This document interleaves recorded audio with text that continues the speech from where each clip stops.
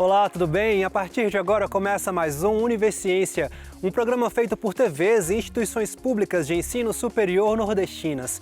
Aqui a gente mostra a importância das produções científicas do Nordeste e como elas têm transformado a vida das pessoas.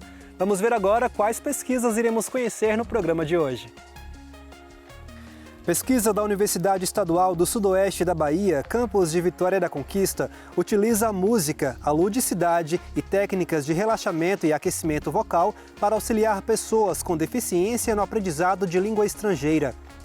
Na Universidade Federal do Rio Grande do Norte, pesquisadores desenvolveram um simulador virtual capaz de diagnosticar a dislexia ainda na infância. Veja também, estudo do Instituto Federal do Maranhão busca coletar dados sobre a piscicultura no estado, o que pode contribuir para a melhoria da produção em uma das regiões que mais produz peixes no país.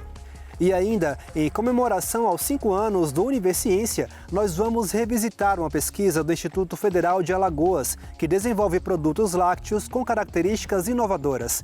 Tudo isso e muito mais você confere agora no Universiência.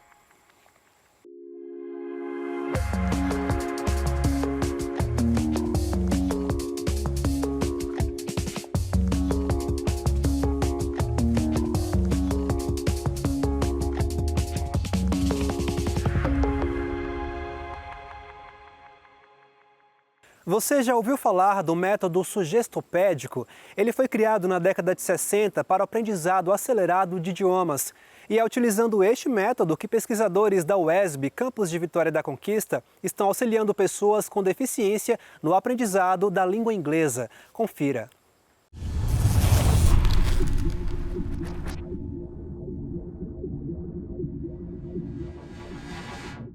Foi uma dissertação de mestrado defendida em fevereiro desse ano e foi desenvolvida aqui na CID.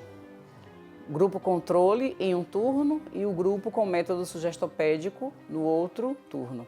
Foram feitas 5 sessões, utilizando tanto o método tradicional quanto o método sugestopédico, e os resultados saíram que, através do método sugestopédico, as pessoas conseguem aprender inglês, a pronúncia da língua inglesa, mais fácil, em tempo mais rápido e com uma pronúncia melhor. Meu nome é Alana Sheila, eu sou uma mulher negra, cabelo cacheado, estou usando um conjuntinho nude com um brinco dourado de borboleta, colorida, né? E o colar do mesmo conjunto do brinco. Eu sou professora da CID há 20 anos e participei da pesquisa de mestrado, né, de Viviane, que foi o ensino do inglês através da musicoterapia. A gente utilizou as músicas clássicas que contemplavam tanto as pessoas mais jovens quanto as pessoas mais velhas. Então, dessa forma, eu não percebi discrepância entre as pessoas mais jovens na questão do aprendizado, da fluência da língua, quanto as pessoas mais jovens, porque foi tudo escolhido assim com muito cuidado, como abordar, qual metodologia seria para que não ficasse uma grande discrepância entre as faixas etárias.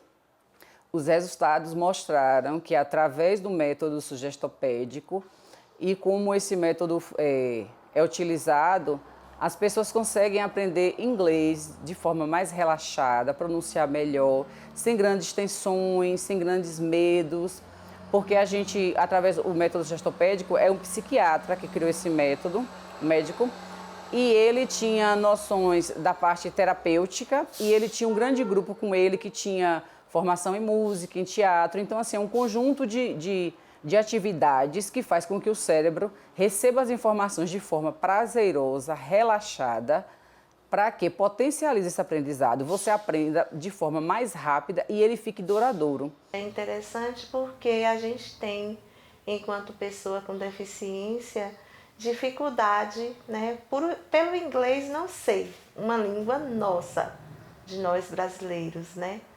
Então a gente tem já essa dificuldade. Enquanto pessoa com deficiência, a gente tem a dificuldade de acesso a pronúncia nas escolas convencionais de inglês, que eles alegam a questão de material, essas questões da dificuldade no acesso que a gente tem a muitas coisas, né? Então, a pesquisa foi importante, interessante pelo fato dela ter mostrado, de ter se dedicado, né, de ter desenvolvido um método específico com essa finalidade. Depois que eu fiz a pesquisa e os relatos, que tinha insegurança em estudar outras línguas, que tinha necessidade de estudar outras línguas, porque a gente vive no mundo global, as informações hoje, elas são postadas primeiro em inglês, depois em outras línguas. E assim, essas pessoas não se sentiam seguras, se sentiam à vontade de estudar a língua por conta da adaptação, por conta das tensões que até uma pessoa vidente tem ao aprender uma nova língua.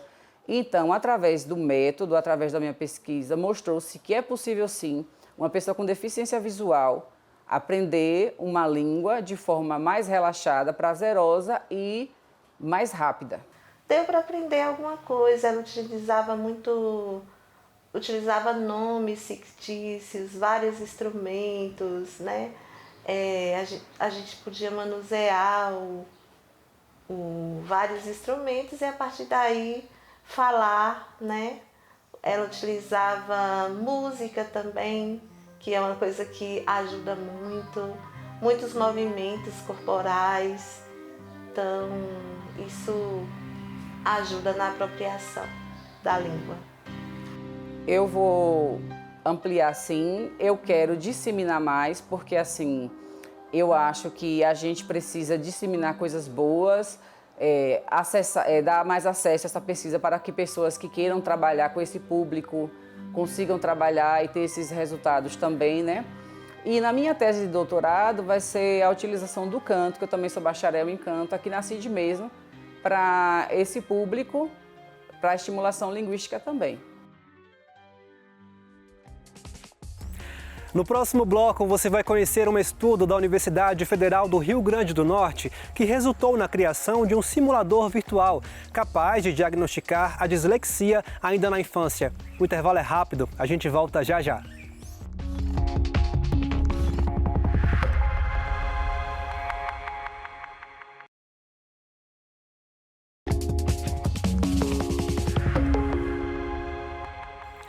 A dislexia é um transtorno específico da aprendizagem que afeta diretamente no desenvolvimento da leitura e, consequentemente, da escrita. O diagnóstico precoce ajuda a entender as necessidades individuais e a buscar novas estratégias de aprendizagem. Foi pensando nisso que pesquisadores da Universidade Federal do Rio Grande do Norte desenvolveram um simulador virtual capaz de auxiliar nesse processo.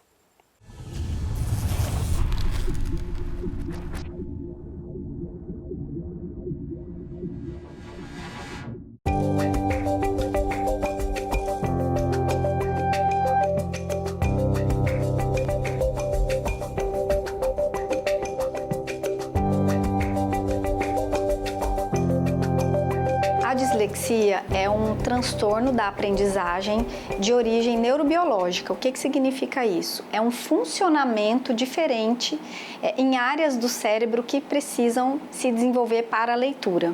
Então, quando a criança começa a alfabetização e começa a ter contato com a alfabetização, vai ficar mais evidente porque ela vai ter mais dificuldade em relacionar a letra, a sílaba com o nome da palavra, a sílaba, o som e a letra. Então, isso é uma causa, né, biológica e que hoje a gente sabe que quanto antes essa criança recebeu o diagnóstico ou os sinais da dislexia, ela vai ter um prognóstico melhor, ou seja, ela vai desenvolver melhor, né, e ela acompanha o indivíduo ao longo da vida, mas a intervenção precoce vai fazer com que minimize esses problemas da leitura. Como forma de colaborar na percepção de sinais da dislexia, pesquisadores do Departamento de Fonoaudiologia da Universidade Federal do Rio Grande do Norte desenvolveram um simulador virtual que funciona como um jogo interativo. O simulador de leitura virtual Levi, ele foi criado em colaboração dos pesquisadores do Laboratório Leia, com a orientação da professora Cíntia, com o intuito de identificar sinais precoces de dislexia.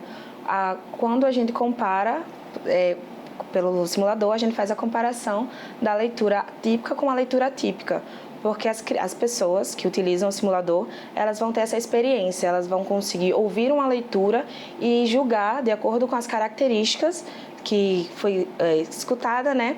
Se essa leitura ela foi fluida, se ela teve uma velocidade adequada, se ela teve intercorrência, se as pausas foram corretas, e elas vão conseguir observar essas características e ver se elas se encontram dentro de uma leitura típica, adequada, ou uma leitura que não está adequada tanto para a idade quanto para a escolaridade. O projeto iniciou com a proposta de ser um auxílio para estudantes de fonoaudiologia. O aplicativo, no entanto, pode ser utilizado por qualquer pessoa, desde cuidadores a profissionais interessados. E a proposta do projeto era fornecer para os alunos do curso de fonoaudiologia estratégias que eles pudessem identificar a leitura de crianças com e sem dislexia. Então, a gente já tem muitos anos que eu tenho trabalhado, né, com as metodologias ativas, e aí uma forma da gente trabalhar era a simulação de casos, né, em que eles ouvem áudios de crianças fazendo a leitura, anamnese, entrevista com as mães, né, porque às vezes os alunos da fonoaudiologia nos anos iniciais ainda não têm a prática, né, de conhecer o paciente, de avaliar diretamente. Então foi uma forma que a gente encontrou, né, de fazer engajá-los, né, pela gamificação, construindo o aplicativo. Esse simulador, ele tem aqui primeiro uma interface inicial que ela pode tanto ser lida como ouvida, porque esse aplicativo, esse simulador, ele foi feito de uma forma muito acessível, porque qualquer pessoa pode utilizar. Se ela tiver uma dificuldade na leitura, ela pode também ouvir.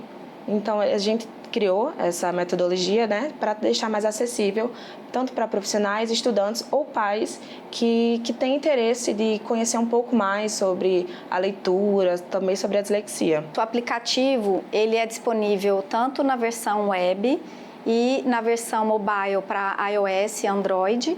E ele funciona, você faz um cadastro e lá vai dizer se você é estudante, né, de graduação de algum curso. Também pode ser um profissional que tem dúvida no diagnóstico do seu paciente, por exemplo, ele pode entrar, exercitar lá e verificar comparando com o seu paciente. E também para os familiares que identificam sinais nos seus filhos. O game, ele é uma proposta bem ativa, né, da pessoa entrar, escolher qual caso ele vai estudar, né, então, e tem um ranking próprio, né, que você vai fazendo o estudo dos avatares, que a gente chama, e esse ranking próprio vai dizendo para o profissional ou para o estudante que você está compreendendo bem o que é a dislexia. Essa página inicial também, que também tem explicando o que vai acontecer, como podem utilizar esse simulador, que também dá para ouvir, só clicar aqui no bonequinho.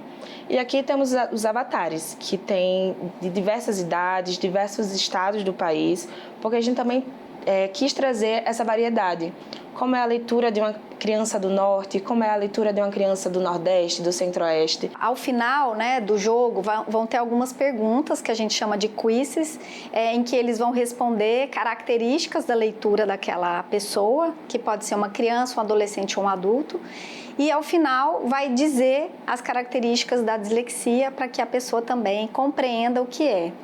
E aí, se a pessoa se identifica ou identifica alguém que tem uma dificuldade parecida, o ideal é procurar por profissionais que atuam nessa área, né? No caso, a fonoaudiologia tem um papel fundamental no diagnóstico, porque a alteração da dislexia, a causa é um componente da linguagem, então o fonoaudiólogo é importante que faça uma avaliação para o diagnóstico. Então, a equipe multidisciplinar, né? Neuropsicologia, fonoaudiologia, dados da própria escola, o professor tem um papel fundamental para que a gente consiga, então, fechar esse diagnóstico e conduzir uma melhor intervenção para essa pessoa. Porém, com 3 dias de vida, o filhote já começa a caminhar e ele é amamentado pela mãe até os 2 dias. O estado do Maranhão é um dos maiores produtores de pescado do país. E um estudo do Instituto Federal do Maranhão está coletando dados com o objetivo de aprimorar e entender cada vez mais esse tipo de cultura na região. Acompanhe na reportagem a seguir.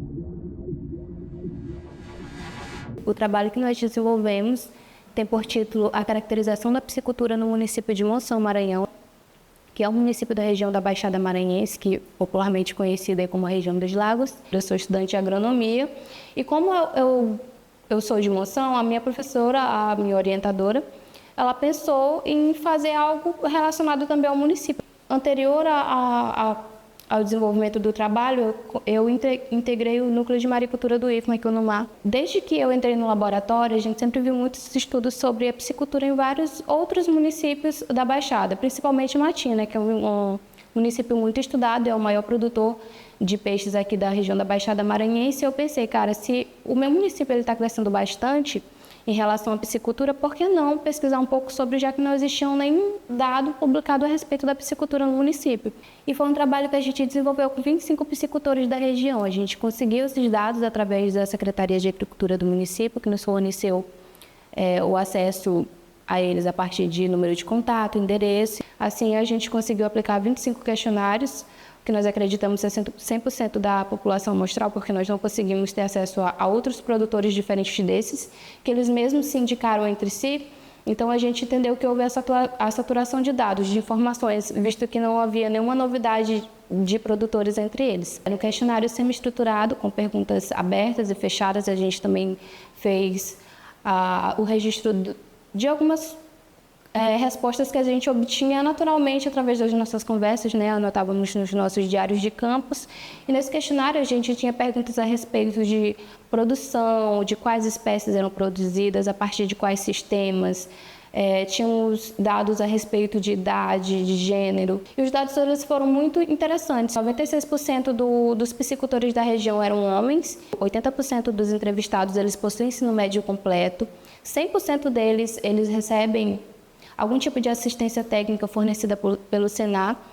E também nós obtivemos dados a respeito da produção, que foi um resultado muito interessante, que até corroborou com os dados que já haviam sido publicados anteriormente pelo Anuário do Peixe, que é sobre a produção do pacu e também do curimatã, que são espécies mais produzidas no Brasil, que também foram encontradas nessa região. Quanto ao peso dos peixes, eles variam aí de 700 gramas a 1,5 kg. Foi uma produção muito, muito expressiva. A produção se aproximou aí de 5 mil toneladas mensais, com períodos de cultivo variando entre 7 e 12 meses, em momentos distantes do ano, mas principalmente durante o período da Semana Santa. Então, um dos principais desafios encontrados foi a regulamentação desses piscicultores, principalmente em relação à outorga de água e outros documentos essenciais, que foram citados por eles, que eles tiveram conhecimento desses documentos quando eles precisaram, por exemplo, fazer algum tipo de financiamento. Eles precisam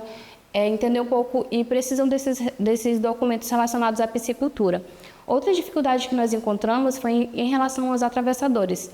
25% da renda dos piscicultores obtidas através da venda dos peixes é diminuída por conta dos atravessadores, por conta também das pisciculturas não estarem na sede do município e eles não conseguirem deslocar grandes quantidades de peixes, acabam precisando de atravessadores para fazer esse trabalho. E também as dificuldades como veículos para transportar esses peixes, dificuldades também em relação a conseguir manter a manutenção dos tanques escavados, que precisam fazer correções, precisa tratar dos peixes, né, do manejo geral, pesar, fazer despesca, e muitos deles não têm funcionários.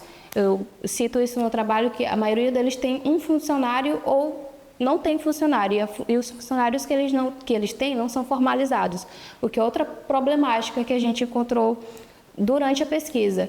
Então, o trabalho por si só, trabalhar com a piscicultura é um trabalho árduo, porque precisa de muita força bruta. E também precisa de muito cuidado, porque senão perde muito rápido a produção. Então, a formalização, os atravessadores, o manejo de forma geral, são dificuldades que são relatadas por esses piscicultores.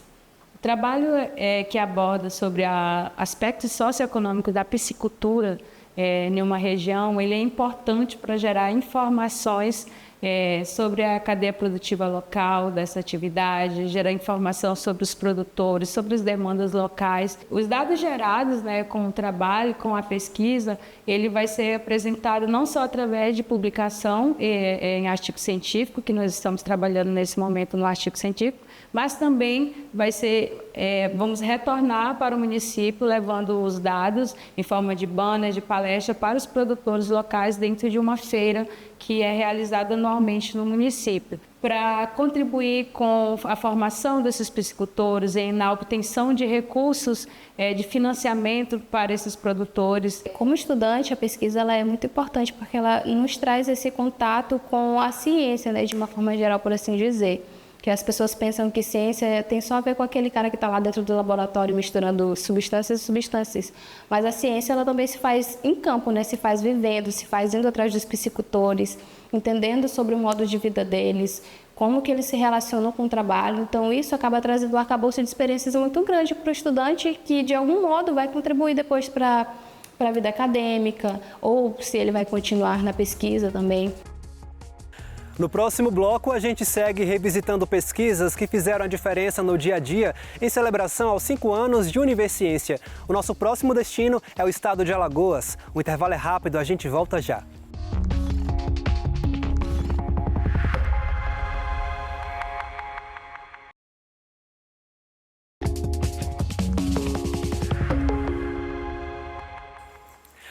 O Univerciência continua celebrando seus 5 anos de popularização da ciência. Por isso, durante essa temporada, vamos revisitar algumas pesquisas que já apareceram por aqui. Hoje nós vamos relembrar um estudo desenvolvido no Instituto Federal de Alagoas, onde foram criados produtos lácteos com características inovadoras. A pesquisa foi apresentada aqui no Univerciência em outubro de 2022. Acompanhe.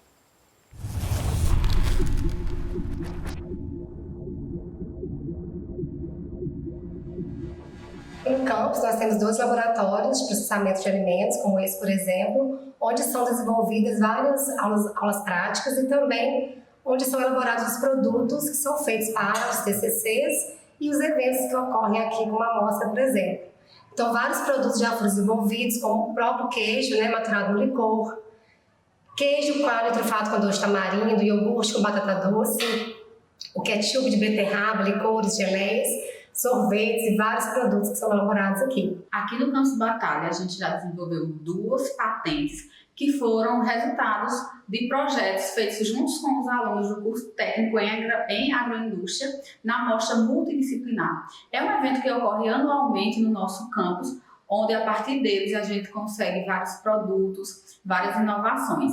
E uma dessas inovações, geradas por mim e por alguns alunos, foi o ketchup misto de beterraba e tomate.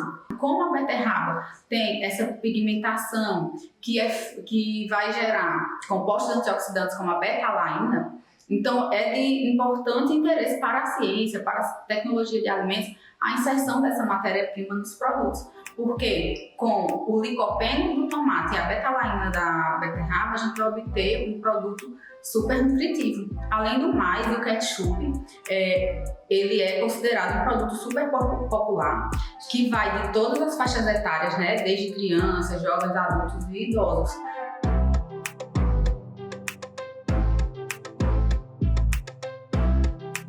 Nós também desenvolvemos o néctar misto a partir do blend, que é uma mistura de um ou mais ingredientes. Utilizamos a pinha e graviola. E além de tudo, a junção dessas 2 frutas vai nos trazer muitos benefícios, porque elas são super nutritivas, ricas em vitaminas, ricas também em compostos antioxidantes, como carotenoides, vitamina C e flavonoides.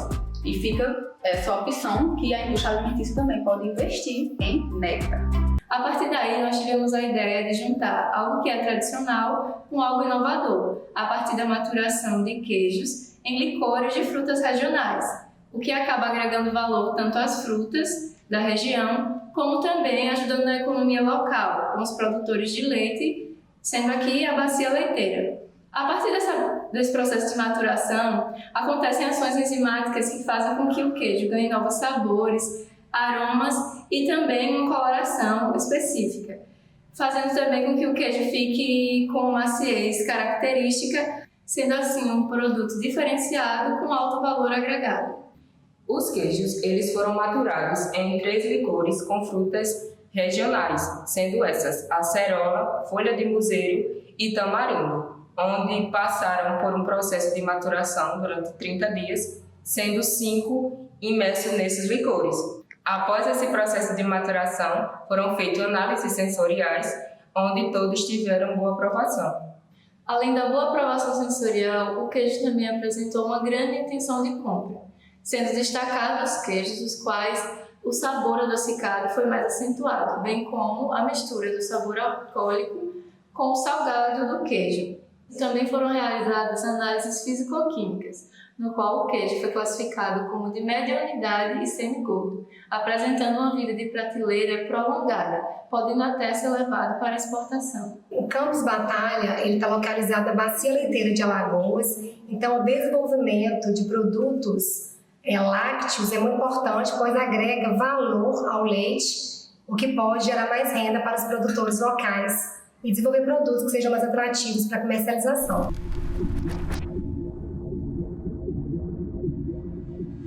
Olá, eu sou Daniele Martins Lemos, docente do IFAL Campus Batalha no curso técnico em agroindústria e vou trazer para vocês 2 projetos que foram divulgados no Universiência. A partir desse momento ganharam maior visibilidade.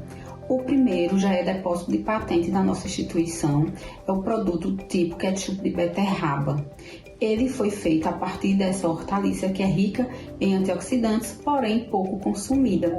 Também esse projeto foi apresentado no evento em 2023, no Rio Innovation Week, e foi um grande sucesso. O segundo projeto é o néctar misto de pinha e graviola, onde nós aproveitamos essas matérias-primas típicas do sertão que não são utilizadas na agroindústria ou são pouco utilizadas. Dessa forma, os alunos envolvidos nessas pesquisas conseguiram entender a importância da pesquisa de ciência e tecnologia de alimentos e também já saíram preparados para uma graduação ou pós-graduação além do mercado de trabalho.